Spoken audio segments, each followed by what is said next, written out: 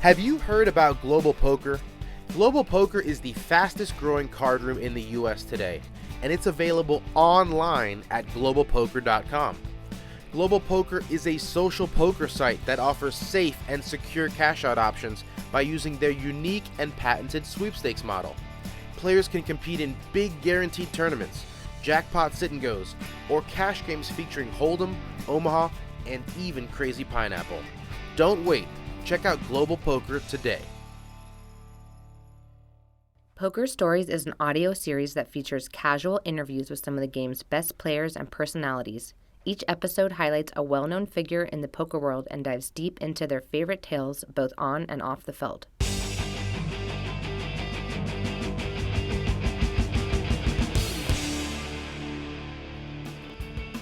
Hello and welcome to Poker Stories, a podcast brought to you by Card Player, the Poker Authority, and hosted by me, Julio Rodriguez. This is episode number 79, which means that this is officially the start of the fourth season of the podcast. It's been a great 3 years of bringing you guys a new guest every other week, and I hope to keep it going as long as I can. By the way, if you have a suggestion for a guest you'd like to hear on this podcast, or maybe you have a question you want to submit for the rapid fire portion of the show, or perhaps you just want to say hi, feel free to send an email to pokerstories@cardplayer.com.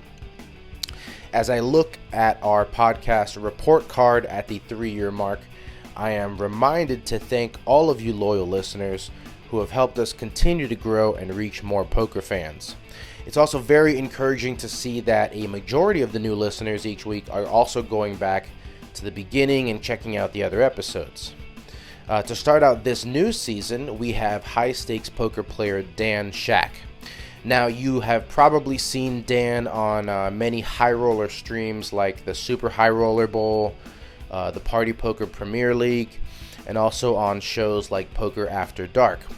You may even remember seeing him in the crowd when his ex-wife Beth famously told everyone but Brett Ritchie that she had pocket aces at a WSOP final table with Phil Hellmuth. Now, although Dan has the schedule and results of a poker pro, it's not his chosen profession. Shak has worked as a hedge fund manager and commodities trader, skipping college to jump straight on the trading floor out of high school. Although he has been very successful with his day job, poker has also treated him well, with more than $10.6 million in career tournament earnings. That's good enough for number 80 or so all time, which puts him in the company of guys like David the Dragon Pham, Andrew Lichtenberger, and even Gus Hansen. Dan's biggest score came in 2010 when he beat Phil Ivey heads up for the Ozzie Millions high roller title and $1.2 million. He nearly matched that cash 4 years later with his second runner-up showing in the PCA Super High Roller. He also won the inaugural Ante Up for Africa tournament for nearly $250,000, and then he turned around and donated all back to charity, which is a story you'll hear about on this episode. Anyway, that's enough intro. Here's my conversation with Dan Shak. I am here with the one and only Dan Shak. Dan, thank you so much for inviting me into one of your homes. Oh, thanks for having me. I won't disclose where we are, but it is a very convenient location if you are a poker fan. How do you like living here? It is in Vegas, actually, where I reside, and close to Aria. Couldn't be much better. Yeah, but you've lived all over. I mean, where do you where do you call home as your favorite? I mean, I'm on the move a lot, so home is relative, Whichever hotel treats you nicest? I prefer not hotels if I can manage, but, I would say the road is more my home. Yeah. But I have in my heart my homes, and so. Yeah, well, let's go back to the beginning. May 7th, 1959. Turned 60 this year. Don't remind me of the big that. 6-0. How you feeling? You know what? I think that my 59th year had way more anxiety because I had the anxiety of turning 60, and once I turned 60, I realized No big deal. I Right? feel young, I feel good, you know. So it was really the year up to it that had more anxiety. Yeah. Now that I'm 60, I feel like 40. So There you go. You know. There you go. All right. So, well, let's talk back to the beginning. Where'd you grow up? I grew up in New Jersey, Mm-hmm. Relatively, you know, lower middle class lifestyle. Yeah. What did mom and dad do? Mom was a teacher and a travel agent, and Dad was in the metals industry, which I soon ended up in. Mm-hmm. So, really, just your normal, you know, 60-year ago lifestyle. Very different. Than Well, do you today. remember what you were getting into as a kid? What were your interests? I was Athlete? Yeah, Were you I the was nerd? an athlete. Comic books? Yeah, I mean, I played little league like other kids in soccer, and I was on the wrestling team in high school where actually I was introduced to poker because after the meets on Friday nights, a bunch of us used to have a poker game back Yeah. at my house. So Oh, at your house? yeah, believe You it. were the organizer, huh? You know what? It just when I say my house, I'm talking about a kitchen table in a room much smaller than the size of where we're sitting. So. Yeah. And who was it that first introduced you to cards? Was it a family thing or a friend? It Or? was like a friend thing, and you know, we played, you know, all the variants. We played, you know, games people didn't heard of: guts, baseball, follow the queen, high spade in the hole. I mean, Yeah. now there's mixed games, and obviously they're much different. But believe it or not, many years ago, you know, people were playing mixed games. Maybe not the same mixed games of today, but Right. You know, you grew Wild up- card games. Right, we go follow the queen was a wild card game where every card that if you had a queen come out, it was played stud, and if a queen came, the card that followed it was wild. The problem is if another queen came, your card wasn't wild anymore. Yeah. So we played some really, you know, I don't remember the stakes at all. I mean, clearly they were low. Well, it's high school. I would hope they were low. I mean, I don't remember winning or losing or anything about it except that there was. You know, going back many years, you know, people like to play different games. Yeah. And how were you as a high schooler? I mean, I think I was pretty good. Well, I only asked because I read that you skipped college and you went straight to the trading floor, basically. I mean, I went to college for 3 months, so I wouldn't say. I like the rosy spin that writer put on It it. sounds much nicer that I skipped college. But Yeah, I'm you a purposely made the choice I'm to a skip college dropout versus and going a 3 proud months. college dropout. Yeah. So what happened? You just found it wasn't for you, or You know, or you just were that much to be focused on what you wanted to completely do? honest, I wasn't the best student, and this was before people were diagnosed with ADD, and I think I was not the best student because of ADD. And when I went off to college, you know, it just didn't interest me. And Yeah. if something I'm generally not interested in, and it sometimes doesn't hold my interest, which college didn't. So what were you studying that wasn't so I interesting? mean, it was 3 months. Yeah, I think like any college freshman, I was studying partying, and Yeah. I decided I had worked summers on the floor of the exchange, and I was kind of ready to get going business-wise. So at a how young did age. how did you dip your toes into that world? What was your first introduction to I that? was running to buy people coffee as a 12-year-old on the floor, and I worked every summer. My dad had connections down there, and he would get me summer jobs. And this was back in the day before electronic trading, where it was exciting, and there were, you know, like the movie Trading Places, and it really was like that back in New York. People It was- screaming with little slips of paper in their hands. Yeah, I mean, I did that whole thing for over 25 years. So, That's crazy. Yeah, so So you saw that as a 12-year-old and you're like, yes, I want more of this. I want to do that. So when I got to college, I mean, it wasn't like being a doctor or a lawyer where you needed a college education. You would think, It- being responsible for moving around these vast sums of money, that you would need some sort of... You know what? You really aren't. It was a bunch of guys and a couple women back then, you know, just screaming and yelling and buying and selling something that it could be gold, could be silver, could be oil, but it could have been anything. So Yeah. you really didn't need a college education for that. So how do you get a gig in it with being a 3-month college student? I mean, I had, you know, you could get in the door, staying in the door and advancing, you know, you actually had to be a bit successful. Yeah. So tell me about your decision or your thoughts on college these days.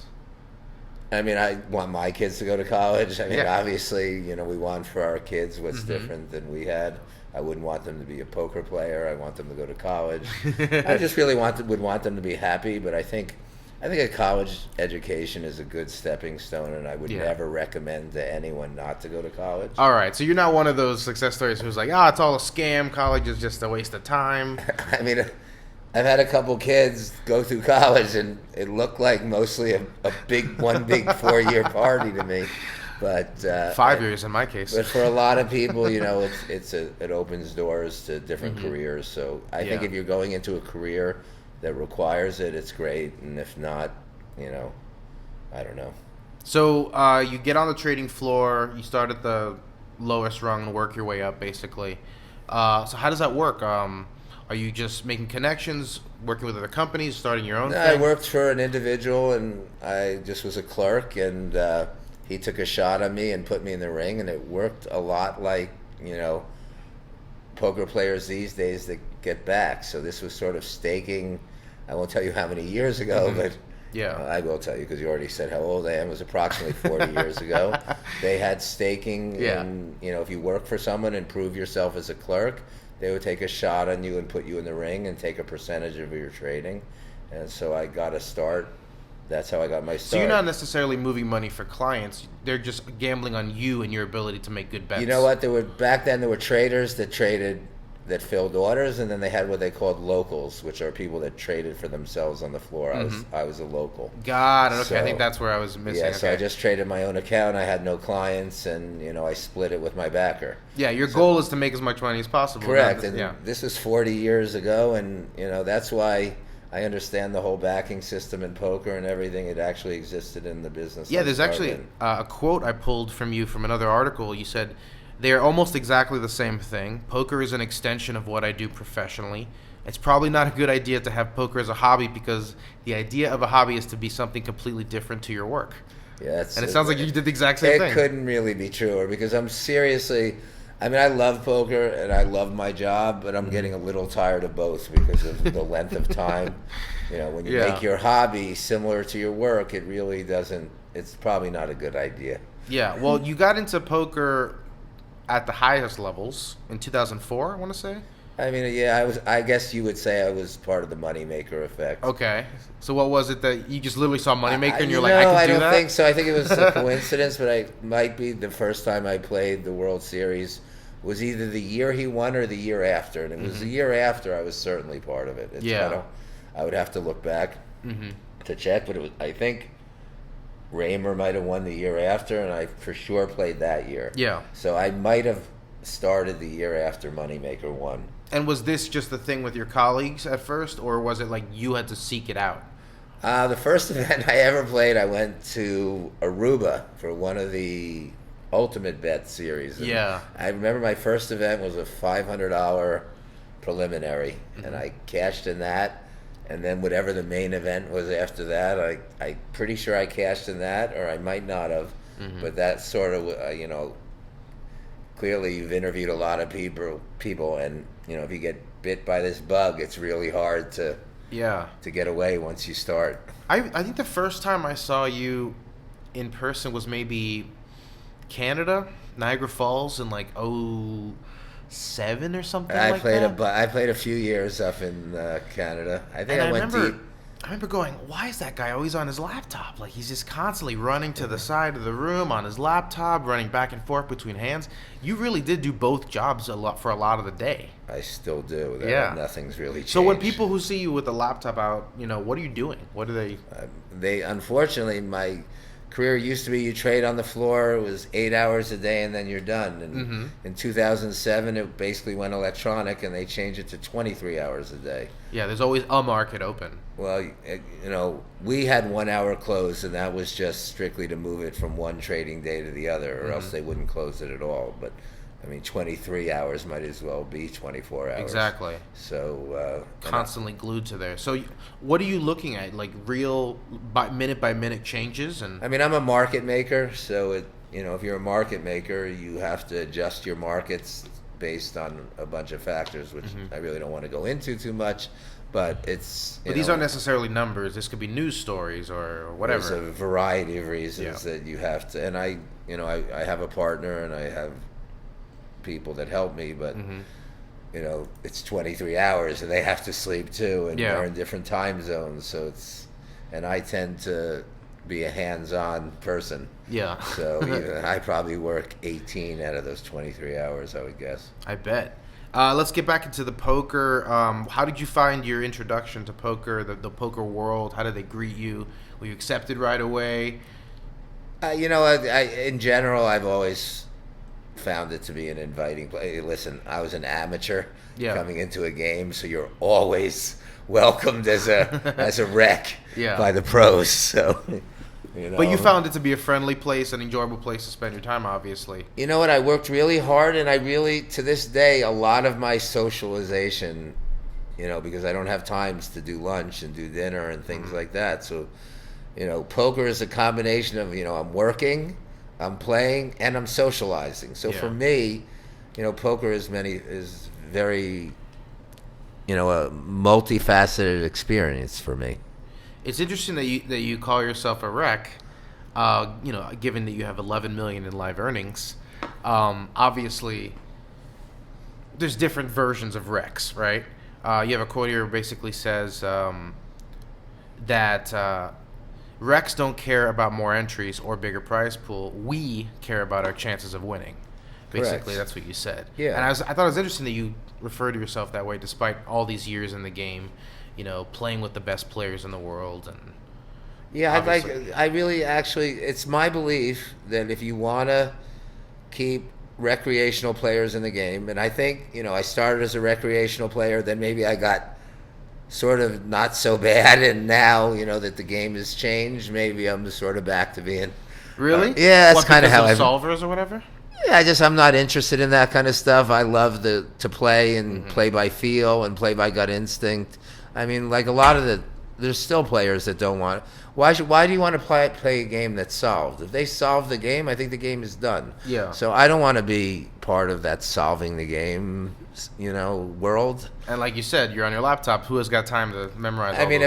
If I set myself to solving the game, I believe I could, because I believe in my abilities. But why? Yeah. If we all solve the game, which I'm not so sure these solvers have so much solved it, because I know a lot of field players like Bryn Kenny, and I'm sure Daniel to a certain extent are still field players and read players. And why would you want to take that out of the game? It just doesn't make sense to me. So do you feel like the high rollers aren't as fun anymore?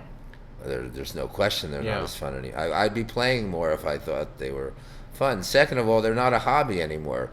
When I started out in the high rollers, I think in 2009 in Australia, I'm not sure the first one I played, there was 2 a year. There was Australia and there was the Bahamas. You won that one in Australia. Yes. That was the sort of first taste of real victory, and there's nothing that draws you in like winning something. It could be your best day, but also your worst day. Well, let's talk about that. Ozzie Millions 2010, biggest score ever. Not by much. $1.2 million for taking down the 100K. You're putting up $100,000 against the best players in the world on a foreign continent. You're obviously feeling good and confident about your game. Yeah, I mean, the last hand I sucked out on, but generally, I was heads up with Phil Ivey, and, I definitely got the better cards, but I think, still remembering to this day, I think I played almost flawless. Yeah. So, and there are very few poker tournaments that you can look back on and feel like you just played really well. I mean, most players, maybe a handful in their lifetime, they could say they played a whole tournament without many mistakes. Yeah. So, you mentioned you beat Phil heads up on that one. You had a relationship with Phil with his website for a little while. It wasn't that. We were just really good friends at the time.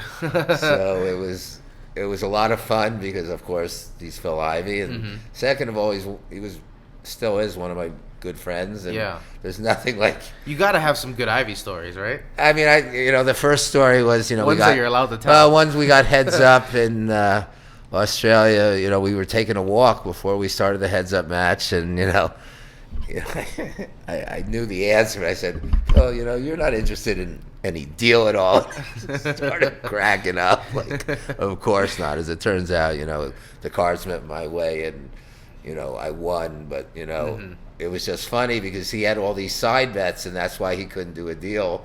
And of course, he lost all the side bets because first place was worth a lot more to him than you, right? Yeah, he had the prize pool plus all his side bets. And I maybe have one other Phil story. There's a few people that know about it. There was once where me, Phil, and Antonio were traveling together to the south of France, one of the first years of the World Series of Poker Europe. Like Aviation Club? No, it was at, I think it Monaco? was in Cannes at the Majestic Barrier back then. So we were flying into Nice from, could have been Vegas or New York, I don't remember where, but somewhere over, the ocean, our plane ran into plane trouble, and it was a little, I would say I was probably the least scared of the three of us. Sorry, Phil. Sorry, Antonio. I won't say which one of them was more scared, but I'd say I was the least scared. So they had to take us to an emergency landing in Iceland. And we went to Iceland, and they couldn't get a recovery aircraft for like 5 hours. So, Iceland's a place that I never would have thought of going, but it looked beautiful. So we got a driver, and we took off to explore Iceland. I highly recommend people going there. We went to this place called Blue Lagoon, which is these amazing blue hot springs. And of course, we didn't have bathing suits with us because our bags were still on the plane. It's supposed to be in France, right? But they rented bathing suits, yeah. And Antonio and I, we went in there, we rented our bathing suit and got in the hot springs. But Phil's a bit of a diva, and I don't think he would ever wear a rented bathing suit. So he missed out on the whole hot spring experience. Man, Phil, he was sitting inside having a drink or something. When are you going to be in Iceland again? So. He missed out on the hot springs, and somehow we got back on the whatever they rescued us in, and we got back on our way. But are you allowed to sleep on a Phil Ivey flight, or are you just constantly playing Chinese or? No, this was back in the day where people actually slept. Okay.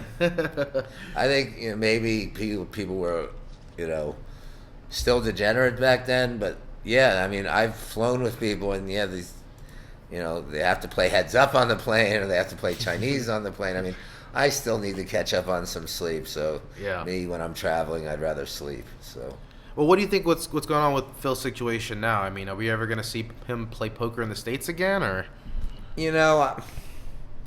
I believe that he will be back. I mean, I think the game has changed a lot. Staying, at the highest levels of poker. You really need to keep your drive and your love for the game, and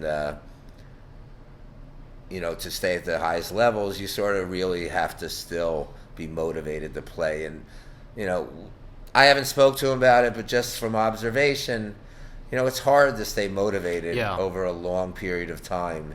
And I think if he truly got motivated again and caught up a little bit on the game of today, I think he'd be back. For sure, crushing again. So I think he has to get that motivation somehow back, I'm thinking. Well, I'm not really worried about his skill, even if he has taken some time. It's more that he, there's a judgment against him to seize any money he cashes for in the United States, which is why we saw him in Europe, but not so much. Yeah, see, I kind of stay out of that a bit, but that kind of makes sense. Yeah. why he's playing. Well, I know in Las Vegas there's some sort of judgment. Of course, I really think it's less that, because for him, I don't think that would stop him as much. I really think he just, maybe that whole experience took a little wind out of the sails. I can imagine. Yeah, for sure. And he just needs to, get that behind him before he can focus, to be really, and today's, high stakes, high level poker, you really need to be completely focused, I think, to excel. And, I can identify with that because I don't feel like I'm as focused as I once was. And I think if you're not as focused, the results will show that. Yeah, well, you've obviously dabbled a lot in the high rollers. Twice you finished runner-up in the 100K at the PokerStars Caribbean Adventure. And you've also finished 8th in that same event. Plenty of cashes over six figures. You cashed in a super high roller bowl. Let's talk about why you're not feeling it these days. I just saw you play an event at the Poker Masters. Yeah, I played a couple of the first ones, and then unfortunately I had to leave town. But I still love to play. It's just, as I said, back when I started, there was 2 events a year. Then a couple were added, and now if you played all the high rollers, it's no longer a hobby anymore. It's I don't want to add up the buy-ins, but back then there was no re-entry. So now I don't know how many events you have over 100,000 anymore. I probably can't count, but almost all of them are unlimited re-entry, and I'm guessing if you played all of them, and the Tritons and the EPTs and the Poker Go, and you'd be spending $5 million a year in buy-ins, and you have a couple of years that don't go so well, and to me, no matter how much money you have, you should respect money, and I'm not going to burn through that kind of money if I'm not winning. So that's why I said I think they, in a way, they're, driving the Rex out of the game. Well, then how do they get the Dan Shaks of the world back? I mean, I think there's the main problem is the unlimited re-entry because, I want to be, I don't want to have to beat a pro. They make, some of them are re-entry till day 2. Now these days, sometimes 2 hours into day 2. How many times do I have to beat a pro that can just keep coming back with it for me to have a chance to win? Second of all, I think it completely changes the game. If I want to make a move on someone, or bluff or whatever, if they have the opportunity to re-entry, it changes the way they play the hand. Yeah. They don't have that tough decision of if I call and lose, I'm out. Yeah. Now it's just if I call and lose, I just go back to the window. And even I use that mentality. I find myself playing bad because, I'll call and lose and okay, I just can go back to the window. Yeah. So I think that's kind of changed the game. And between those two factors, which is it's tougher to be, I read Dominic Nitschke entered 7 times. I forget where it was recently. But, the 100K at the World Series Europe? Yeah, and it sort of tipped. It was very disappointing to me because it was the first tournament that had more entries than unique players. When I saw they had 34 unique entries and 72 entries, that's just really that's really disappointing to me because this is a World Series of Poker event, and they prided themselves on not having re-entries. And to me, it's just when you have 72 entries and 34 unique players, I mean, how does a non-pro really have a chance to win an event like that? Yeah. And as I said, we don't want to min cash. I mean, I'm not trying to downplay min cashing, but as I said, it's my opinion that Rex I'd rather play a 30-person event and win than a 74-person event and min cash. Yeah.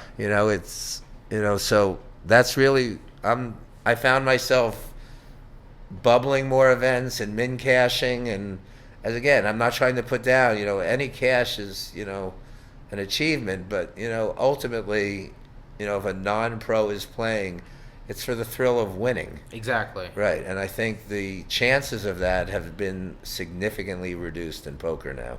Yeah. Well, let's talk about some of the close calls in your career. You've won 2 events at the World Series, but you didn't get a bracelet for either one. I don't know how you feel about that. Obviously, the first one was the Ante Up for Africa charity event, which is the most star-studded event in poker history that year. Yeah, it's sort of like a bad beat kind of situation. Like I became a trivia question. It was actually a sanctioned World Series of Poker event, so it wasn't like it was a side charity event. You actually bought in. So, I was the only person that summer to win a World Series of Poker event and not get a bracelet. Yeah, and then you turned around. It was a $250,000 first-place prize. You gave it all back to the charity, which is a trend that you started and continued for a couple years afterwards. Yeah, I was hoping to be a good example, to other players out there. And I think one of my proudest achievements in poker was, I think that moment was sort of when poker became a giving place as well and a helping place where, there were more charity poker events, and For sure. People that could afford it would donate if they won.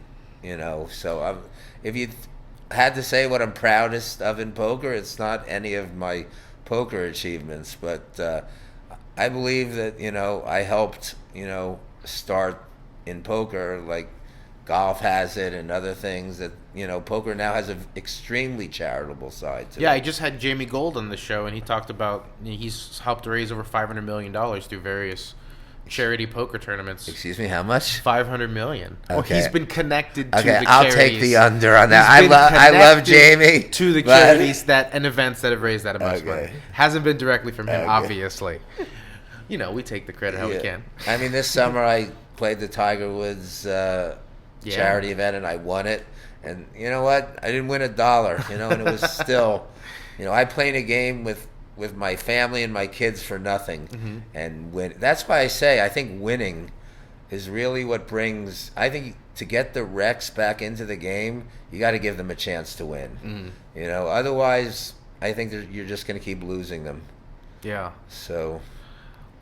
Obviously there was World Series Europe, a $25K there that you won. Didn't get a bracelet.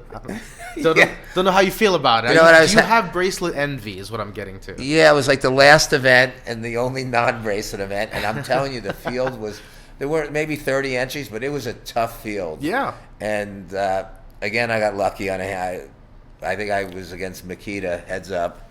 But the final table was probably one of the toughest final tables I've ever been at. And of course, it's just typical that, I won and there was no bracelet. I come in second in one World Series event. Yep. I always thought I was destined to win a World Series of Poker bracelet. I'm not quite so sure anymore. You don't think it'll happen?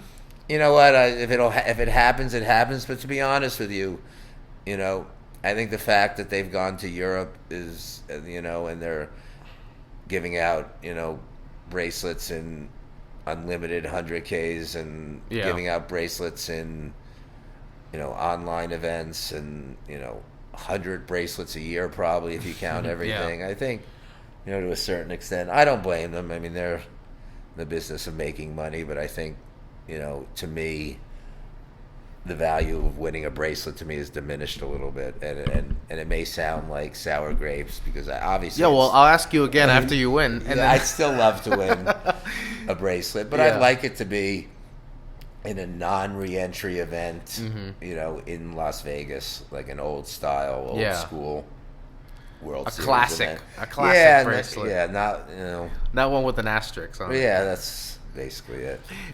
You said on Twitter after the Mike Postle situation blew up that you were also cheated in private home games. So what was that about? I mean, I won't say where or when, but I believe that I've been subjected to cheated home games. I mean, it only makes sense if, you can think it through. If they can put RFDI, chips in a card, why can't they do it at a home game as well? And it's sad to me that, that could be the case. And I hope it's not the case, but, I think it's if you feel like you're getting cheated in a game, I wouldn't make a stink about something you're not absolutely sure of, but you belong getting right up. If you've gotten cheated, I still believe you. It's not like the Wild West where you pull out your gun and start shooting. Right? Everyone's got a pistol under the table. Yeah, I mean, I think it's your obligation to still pay and get up and just don't go back. And, maybe people out these games, but again, unless you're absolutely sure, I don't believe in making accusations that you can't back up. So I would tell players if they feel like, you'll know when a game is cheated when someone calls you a 9 high, quads over quads. Yeah, or there's just too many cooler hands for one game. It's and I've seen those situations a couple times, but I find that generally most of poker is clean. I think the Mike Postle situation is more of, I hope, an exception, not the rule. Of course. Though it does scare me a little bit, and I have cut back my home game play, and it does concern me for the game a little bit. Yeah. Well, we have some rapid fire questions if you're ready to close it out. Okay. Longest poker session? Probably 24 hours. Yeah? I'm not one of those multiple day players. Do you remember how you felt at the end of it? I probably Were you went. stuck, I or- probably went straight to work, and I probably was stuck. I'm guessing. It wasn't like a situation where the game was too good to leave. Although even if a game's too good, my work still comes first. I've left many a good game unhappily, but I have the discipline to put my work first. What gets your blood pumping more? The work or the poker? The poker. Yeah. Even though the work might be for more money in that particular... Oh, it's poker for sure. Yeah.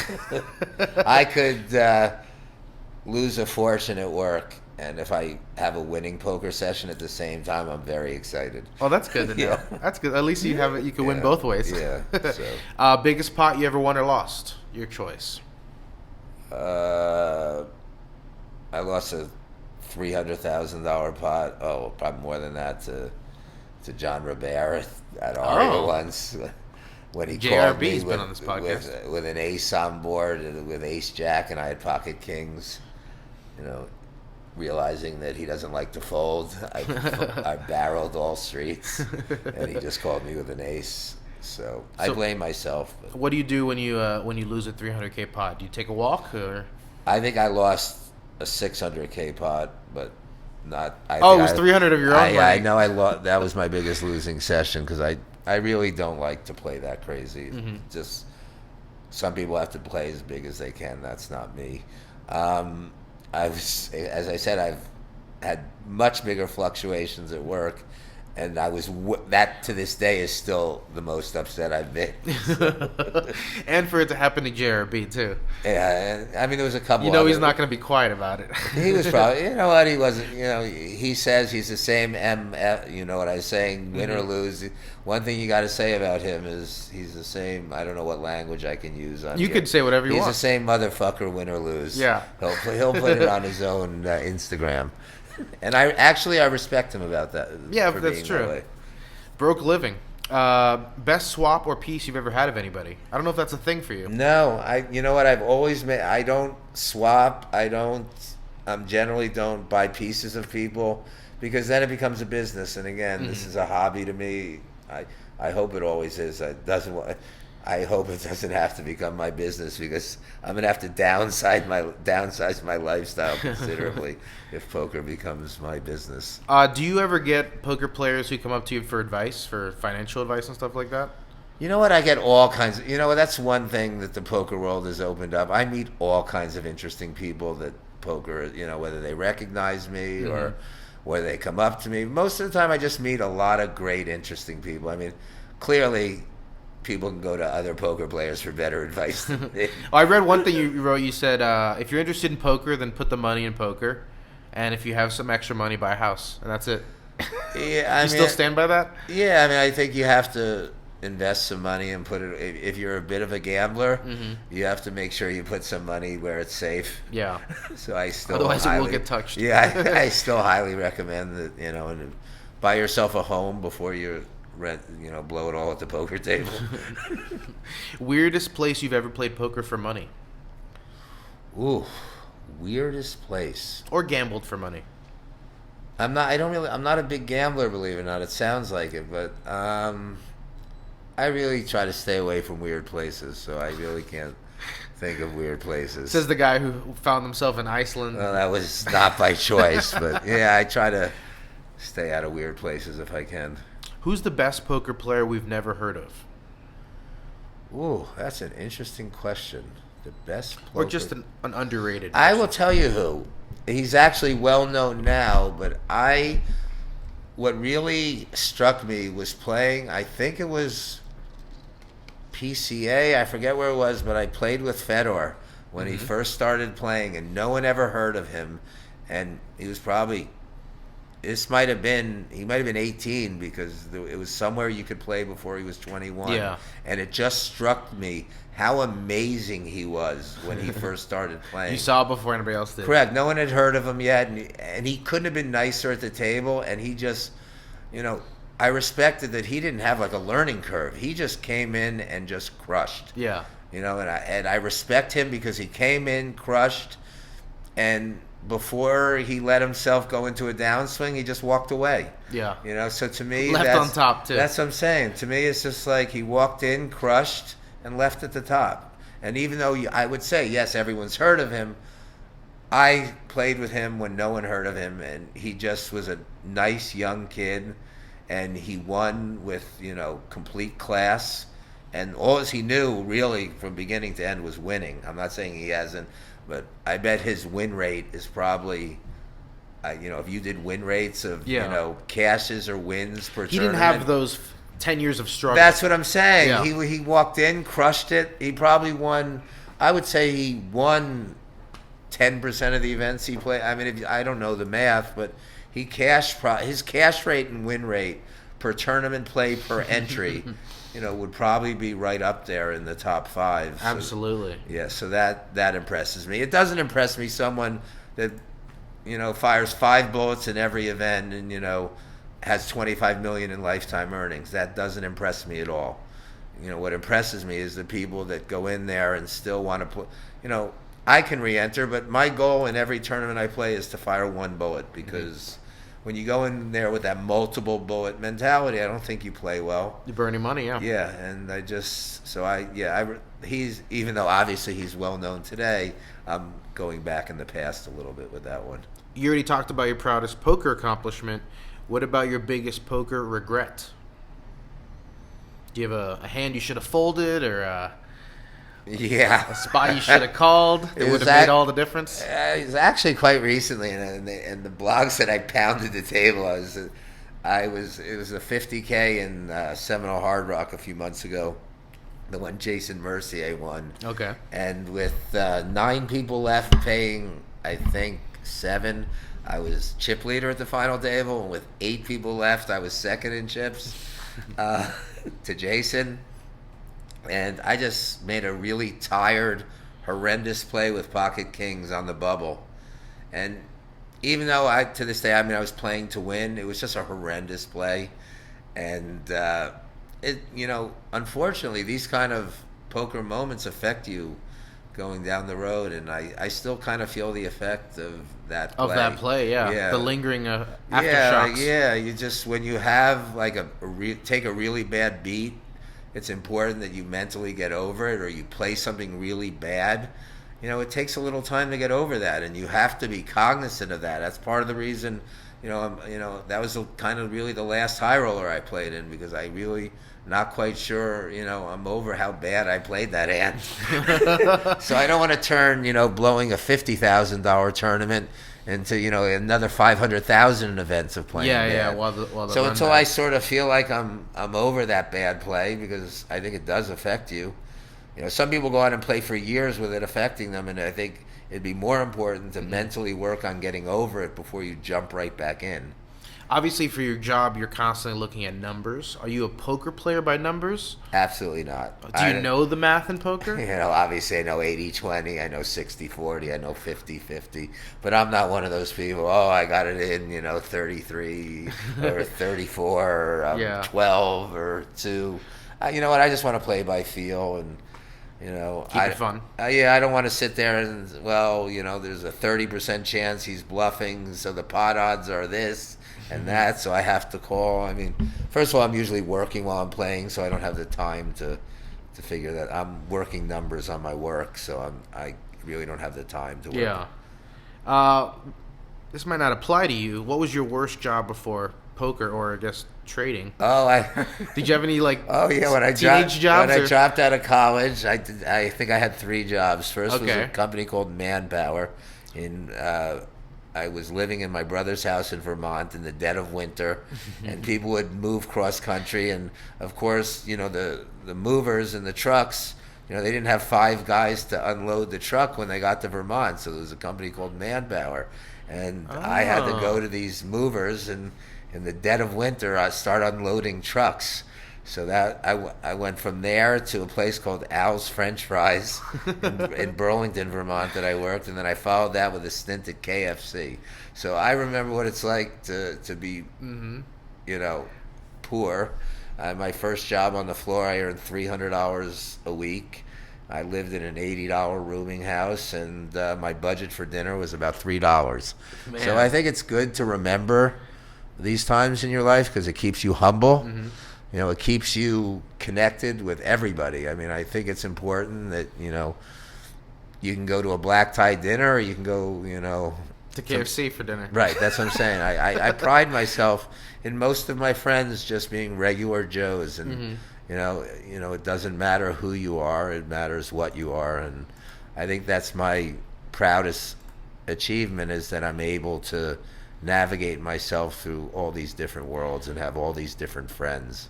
Yeah, I will notice that going through your Twitter, you do not write, talk, or act like a typical rich person.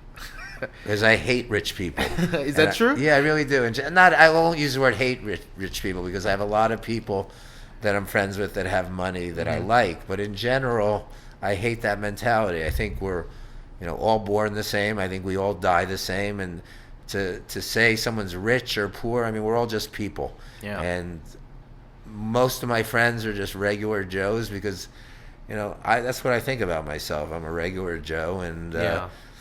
I don't like that mentality of someone's rich, someone's poor. I mean, rich to me is you have an amazing life. Rich to me is not. Rich to me is you have amazing family, kids, friends, wife, girlfriend, boyfriend.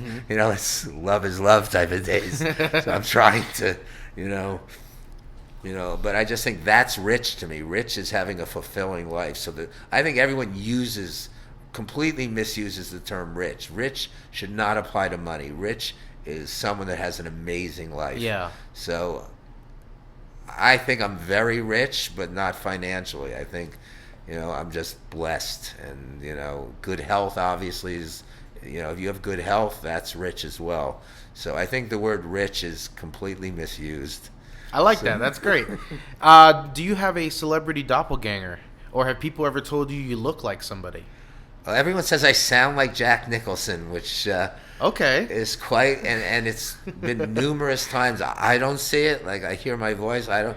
But to It's me, impossible to hear your own voice. To me, I listen back to this podcast. I'm like, who is that guy talking, and why is his voice so high? Yeah, to me, it's a compliment to be compared to Jack Nicholson because I just think he's a legend. So, you know.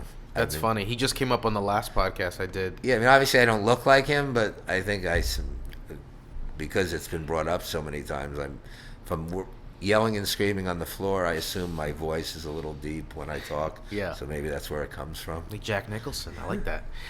What was your largest non-poker wager? You already mentioned you don't gamble very much. I don't sports bet. I rarely play table games. Actually, that's the funniest thing is I don't consider myself a gambler. With my job, it's an educated trade based on, you know, odds. And when I play poker, you know, I like to choose a tournament that I think I have a chance of winning, and I play a cash game.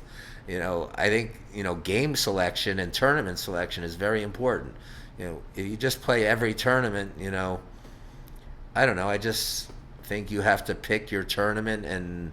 Well, you said yourself you feel like you're like a wreck these days because of how the game's changed. What if you were to step it down, go be a mid-circuit grinder, and really focus on that? Do you think you'd crush? I mean, Whoops! Almost broke your table. No, I mean, listen. I came in third in the. Of course, I've never final tabled a WPT event. But the Bay 101 last year, the only shooting star, the only time it wasn't a WPT event, I finished third, and that was exciting. I mean, to me, it doesn't have to be, you know, the 100K in Australia. I just love to play the game. So if I love the game and I'd like to win, if I have to change, you know, I don't have pride when it comes like that. Like, a lot of people, once they start playing the 100Ks, won't play anything else. Of you course. know, that to me is... You know, if you feel like you're not a favorite and you don't have a shot of winning, or the shot you used to have, you play what you think you have a chance to win. And, you know, I don't care if anyone looks at me and says, well, that's embarrassing, or what's he doing playing that. I mean, I just love to play, and I admire you know, I won't mention any names, but I'll see, like, guys that used to play in the high rollers playing in the Venetian or here or there. And other people, you know, will snicker and say, oh, he must be broke or this and that. And, you know, I don't come to those conclusions because, you can't judge why someone's playing what they're playing. Yeah. Or maybe they're set for life and they just want to take the foot off the gas. You know who I admire in an interview, and you mentioned that you interview him, Barry Greenstein. Yeah. He did an interview where he was the most open interview I've ever heard, where he said, I don't know who it was with, but he said, Just assume it was me. I've stepped down my stakes. Mm-hmm. I play lower stakes. It's not like it used to be. I play, I don't know if he has money or doesn't have money. I'm not making any judgments, but he was very straightforward that he plays in the games where he believes he can win. Yeah. And and he plays different. He used to be on high stakes poker, with the big $500,000 bricks, Exactly. and he said he still loves the game, playing different stakes. And again, I don't judge why someone's doing that, but I respect people that, play, if they have to step down in stakes to win. Yeah. I think that to me is brilliance. That's smart. Some people, that's their biggest mistake. Ego is a big problem. They let their ego and pride get in the way and feel like, if they used to play 100Ks and now, they're playing a $500 tournament, that it's embarrassing. And to me, I think it's zero embarrassing. If you love to play and play what you want, play what you think you can win. I think it's foolish to play in a stakes where you can't win, and to me, that's just lighting money on fire. Of course. So, obviously, this might apply to both worlds you were in, but what is the biggest scam you've ever fallen for, in or out of the poker world? I think unfortunately in poker, there's a lot of people that don't pay their debts. And, I came from a world where you did a trade and it was by word of mouth. You did a trade and your trade was your bond. And I've just had people borrow money or people slow pay games or not pay at all. Mm-hmm. And that to me is just, the dark side of poker. I think, the people that don't pay their debts that can, have sort of put a little bit of a stain.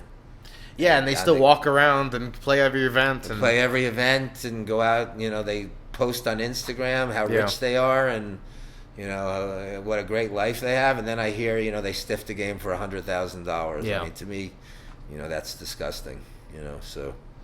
What is a talent you don't have that you wish you did? Golf. Yeah? I got into poker because I was so bad at golf. Golf was my first hobby, and of course it was completely different than poker and different than my day job, but I was just so bad. Yeah. And I used to come off the course feeling so poorly about myself that I took up poker to get away from golf. I'm quite obsessed with golf these days, and yeah, it's a big frustration. Do you play it all anymore? No, the day I walked away to play poker was the last day I played You golf. haven't been on the course since? No, I'm really. That's when I say shocking. I'm bad, I'm really bad. That is shocking. Yeah, and I loved it, that but no I was one's just so bad. pulled you out there in all this time. I'll tell you another thing. Especially Phil. How do you hang out with Phil all those times and not play golf? I mean, because they won't play without gambling, and I would. I guess that's. Certainly would lose my money on the golf course. He's spotting you 3 strokes a hole. Okay, we're almost done. Headphones on at the table, yes or no? I mean, I think I'd rather people not wear them, but I don't like the idea of making a rule people can't wear them. I still think it's better for the game if people are social, but I believe in people being who they are, and if you don't like to talk, I joke. I love when guys don't talk at the table because I like the challenge of making them smile, make them talk.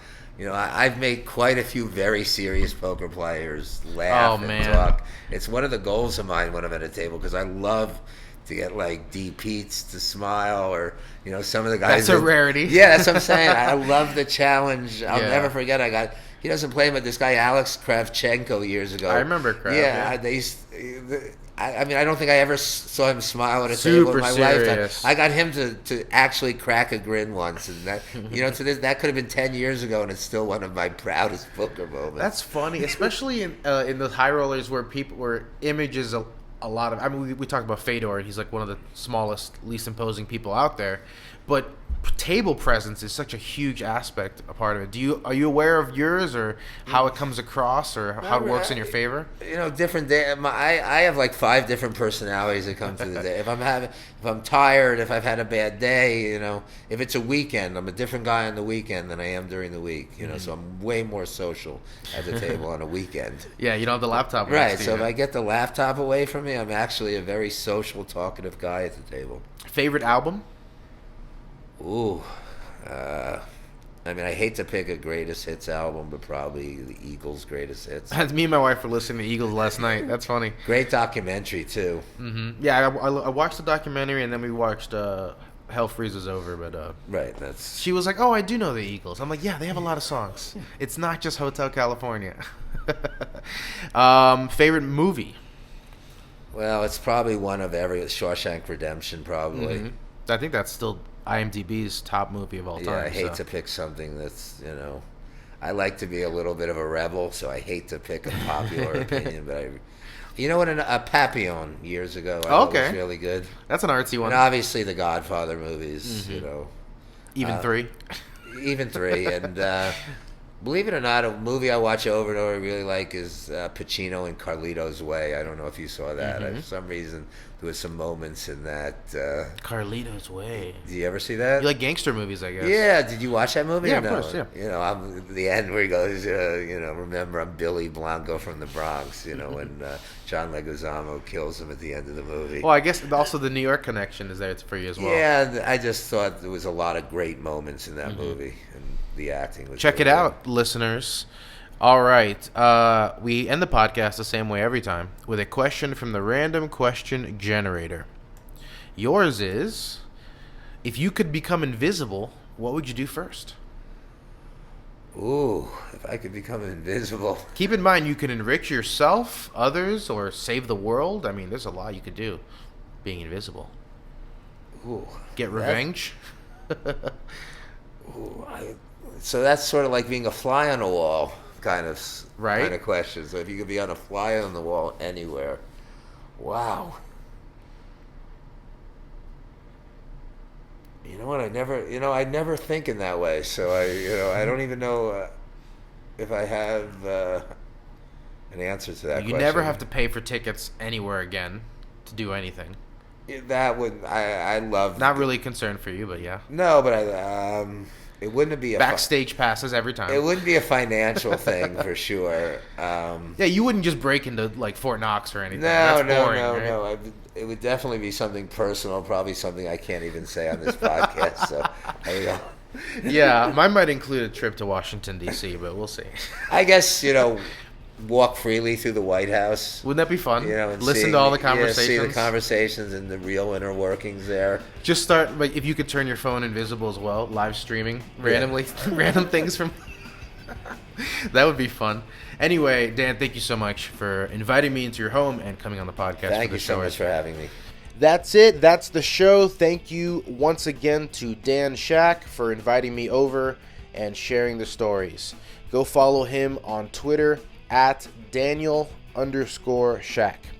You can also follow us on Twitter at poker_stories or at cardplayermedia.